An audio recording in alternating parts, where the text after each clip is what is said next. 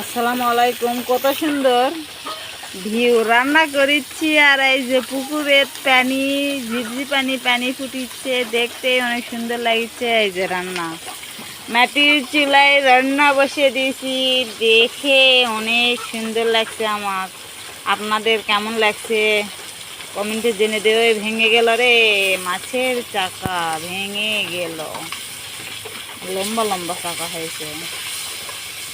এমন সুন্দর লাগছে আমার এই দৃশ্যটি, অনেক সুন্দর। এই যে অনেক সুন্দর পুকুর পাড়েটা, পুকুরের গাছ বাতা, তো এই যে জালিঙ্গা দেওয়া আছে 3 শাকের, তারপরে কলার গাছ লাগানো হয়েছে, আমের গাছ, জামের গাছ, আর বসে বসে রান্না করছি।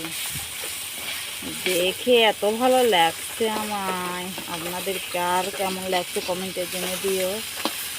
এই যে অনেক সুন্দর জায়গাটি, পুকুরের পানি পড়েছে, সারা সারি পুকুর দেখা যাচ্ছে। রান্না করতে করতে পুকুরে ঝাঁপ দাও দিয়ে মাছ ধরে নিয়ে আসে, সেই মাছ ভেজে তরকারি রান্না করো, দেখতেই সুন্দর, খাইতেও সুন্দর।